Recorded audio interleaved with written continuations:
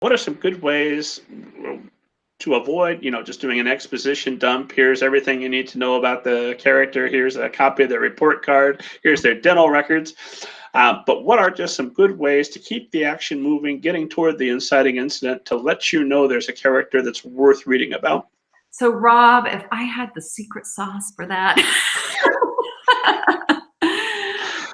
I want to know about that more than I want to know if you've seen a flying saucer. So here's the thing. One of my mentors and a fabulous writer, Lewis Busby, once told me, and this was long after I got out of my MFA and had taken workshops from Tom Jenks, who was the editor of Narrative Magazine and worked at Paris Review. I've worked with a lot of people. And Lewis said to me, Jennifer, you know how we're all told, show, don't tell? And I'm like, yeah. He's like, the thing is, you've got to show and tell. You've got to have both. You've got to have narration, you've got to tell some things, and you've got to show. So it's got to be that sweet combination of both. We need to know the character's feelings. We need to know what they're thinking.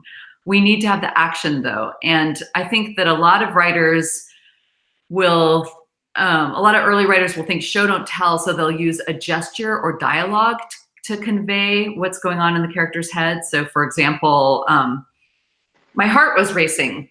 Okay, so why is my heart racing? Amphetamines? I don't know. Exactly. You don't know. It could be that I'm high on amphetamines. It could be that I just snorted a lot of coke. It could be that I'm just about to go out on stage for the very first time and I'm terrified. It could be that I'm about to take a big test. It could be that I'm hanging from the side of a cliff and my fingers are letting go.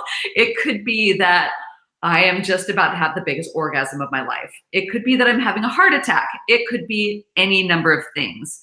The thing is that a lot of these gestures or physical responses that we associate with excitement or fear or love or lust, they don't actually tell us that much. We need to have, in addition to the response, what we really need to know is what is the person thinking or feeling. So that's a little bit of the show, don't tell. Similarly, there's a lot of times in early pages, and by early I mean rough drafts, I'll see people conveying stuff through dialogue, that like they'll convey information through dialogue, or they'll convey what they think are feelings through dialogue. So the same kind of thing. I love you. Okay, so what does that mean? Do I sincerely love you as my brother and you're this wonderful family member of mine? Am I just saying I love you because I want to get in your pants? Am I saying there are wacky young adult and middle grade books that you're reading? Well, in the young adult that might be happening, maybe not in the middle grade. Am I saying I love you because I'm in love with you and it's the first time I've ever said it to you? Am I saying to you like, I love you, Mom? Like, is it just a throwaway line? Do I not really mean it? Do I mean it sarcastically? What I mean is there's so many different ways that we can interpret that dialogue and not just the literal sense. And so the trick is to have the layers that give us not just the dialogue, not just the physical responses, but also the motivation behind it. And yet you don't want to have too much information and you don't want to drag down the pacing. So I think that is a lot of revision and just working through how much does the reader need to know at what point in the story to keep the story moving and to keep them grounded with enough context and informed, and yet not be, like you said, a big info dump. And maybe like we don't need to know that Jennifer's dad was a farmer but she grew up in town and she ate venison 3 times a week when she was a kid, and she got sent away to boarding school. Maybe we don't need to know all of that in the first 10 pages.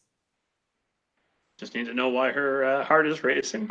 Exactly. We just need to know that she's jacked up on 16 cups of coffee and about to go on stage for the first time in front of 200 people, and she's about to pee her pants.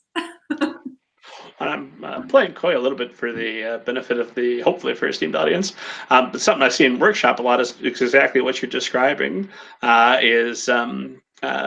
exposition being conveyed through dialogue. And when I see that, I think to myself, oh, this is an author who is not reading enough. They're spending their time watching Netflix or watching television, because in television, sometimes you have to do that.